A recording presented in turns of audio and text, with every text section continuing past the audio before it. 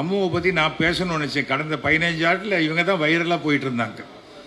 தெருவில் நாயெல்லாம் சண்டை போடுறதை விட்டுட்டு நாய் வளர்க்குறவங்க சண்டை போட ஆரம்பிச்சிட்டாங்க. நானே 3 நாய் வளர்க்குறேன் வீட்டில். அப்புறம் வாசலில் வர நாயும் அங்கே வீட்டுக்குள்ளே கூப்பிட்டு தான் சாப்பாடு போட்டு அனுப்புவேன். என்ன பண்ண முடியும் சொல்லுங்கள்? ஆனால் அது கடிக்கிறதுக்கெல்லாம் நம்ம பொறுப்பு கிடையாது. கடித்தா தப்பு தான். எங்கள் வீட்டு குழந்தையே கடிச்சிச்சுன்னா நாயை தான் தூக்கி போடுவோம். குழந்தைய தூக்கி போடுவோமா? போட மாட்டோம். அதுவும் உயிர் தான், இதுவும் உயிர் தான்.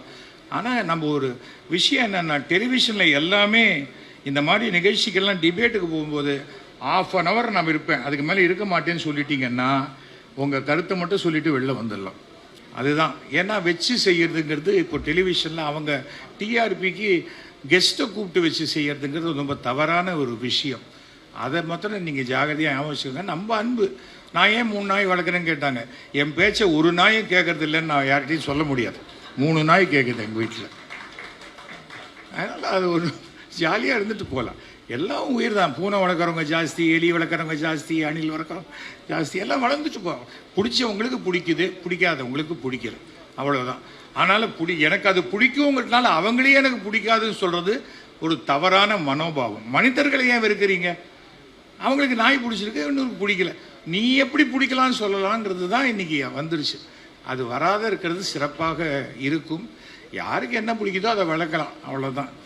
ஒய்ஃப் ஹஸ்பண்டை வளர்க்கலையா? அந்த மாதிரி தான் சாப்பாடு போட்டு தான் வளர்க்குறாங்க. அந்த மாதிரி ஒவ்வொருத்தருக்கும் ஒவ்வொரு விஷயம், பெட் அனிமல் இருக்கும். அந்த மாதிரி செல்லம்மா நான் ஏன்னு கூப்பிட்றதில்ல. உடனே அவளுக்கு சந்தோஷமாக ஹஸ்பண்ட் என்ன நான் ஏன்னு கூப்பிட்டேன் என் ஒய்ஃபு அப்படின்னு சொல்லி. அதே கோபமான டோனில் கூப்பிட்டா வேறு மாதிரி. அதனால் கொஞ்சம் அன்பு செலுத்துங்கள். பிரிவினையை உண்டாக்குற மாதிரி எதுவுமே இப்போ பேசிக்கிட்டே இருந்தால் நமக்குள்ளே ஒரு நெகட்டிவ் வைப்ரேஷன் வரும். இன்றைக்கி எப்படி ஒரு பாசிட்டிவ் வைப்ரேஷனோட இந்த ஃபுல் அரங்கத்தில் நீங்கள் எப்படி ஒரு சந்தோஷமாக பிளே ஸ்டோர் மற்றும் ஆப் ஸ்டோரில் இருந்து பாலிமர் செயலியை QR கோடு மூலம் பதிவிறக்கம் செய்யுங்கள்.